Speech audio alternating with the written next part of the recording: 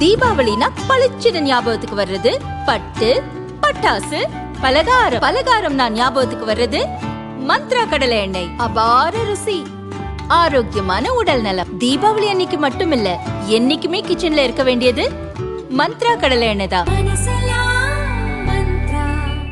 2 spoon போதும் உங்க பிரச்சனைகளை கட்டுப்படுத்த. லயன் டேட் சிரப், தினமும் 2 spoon lion date syrup. Lion date syrup.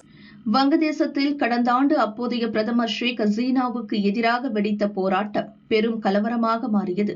ஹசீனாவின் வீடு, அலுவலகம் சூறையாடப்பட்டதை அடுத்து அவர் உயிர் தப்புவதற்காக இந்தியாவில் தஞ்சமடைந்தார். முகமது யூசுப் தலைமை ஆலோசகராக பொறுப்பேற்க புதிதாக இடைக்கால அரசு ஆட்சி நிர்வாகத்தை கையில் எடுத்தது. இதன் தொடர்ச்சியாக அங்கு வசிக்கும் இந்துக்கள், கிறிஸ்தவர்கள், புத்த மதத்தினர் போன்ற மத சிறுபான்மையினர் மீது அடுத்தடுத்து தாக்குதல்கள் நடந்து வருகின்றன. குறிப்பாக இந்துக்களின் வீடுகள், கடைகள் சூறையாடப்பட்டன. அவர்களில் சிலர் கொல்லப்பட்டனர். இந்நிலையில் வங்கதேசத்தில் போராட்டத்தை தலைமையேற்று நடத்திய மாணவர் இயக்க தலைவர் ஷெரீப் கடந்த வாரம் சுட்டுக் கொல்லப்பட்டதை அடுத்து பெரும் கலவரம் வெடித்தது. பத்திரிகை அலுவலகங்களுக்கு தீ வைக்கப்பட்டன. அப்போது வெடித்த கலவரத்தில் இந்து இளைஞர் ஒருவர் அடித்துக் கொல்லப்பட்டார். அவரது உடலை மரத்தில் கட்டி தொங்கவிட்டு கலவரக்காரர்கள் அதை எரித்தனர். இந்த சம்பவம் சர்வதேச அளவில் பரபரப்பை ஏற்படுத்திய நிலையில் இது தொடர்பாக 7 பேர் கைது செய்யப்பட்டதாக முகமது யூனிஸ் தெரிவித்தார்.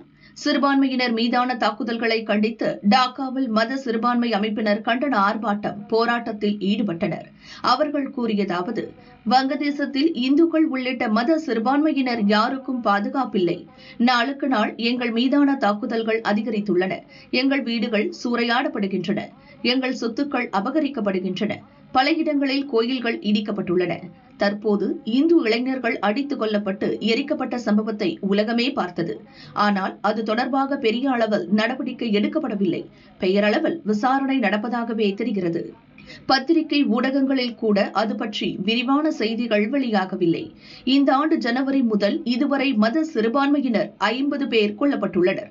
40க்கும் மேற்பட்டோர் பலத்த காயங்களுடன் கடுமையாக பாதிக்கப்பட்டுள்ளனர். கையில் சிவப்பு கயிறு கட்டினாலே அவர்கள் துன்புறுத்தப்படுகின்றனர். உடனே இந்தியாவுக்கான உளவாளி என பழி சுமத்தப்படுகின்றனர். எங்களை ரா ஏஜென்ட்டுகள் என குற்றம் சாட்டுகின்றனர். இங்கு பொது தேர்தல் தேதி அறிவிக்கப்பட்டுள்ளது. இப்போது இருக்கும் நிலையை பார்த்தால் சிறுபான்மையினர் ஓட்டளிக்க முடியுமா என்ற சந்தேகம் எழுந்துள்ளது. ஒரு ஜனநாயக நாட்டில் இதுபோன்ற செயல்கள் நடைபெறுவதை பொறுத்துக் கொள்ள முடியாது. நாட்டின் குடிமக்களுக்கு இப்படிப்பட்ட கொடுமைகள் நடப்பதை அரசு அமைதியாக வேடிக்கை பார்க்கிறது என போராட்டத்தில் ஈடுபட்ட மத சிறுபான்மை அமைப்பினர் கூறினர். வங்கதேசத்தில் இந்துக்கள் உள்ளிட்ட மத சிறுபான்மையினர் மீதான தாக்குதலை கண்டித்து டில்லி, பீகார், ஜம்மு காஷ்மீர், அசாம் உள்ளிட்ட நம் நாட்டின் பல இடங்களிலும் ஆர்ப்பாட்டங்கள் நடந்தன.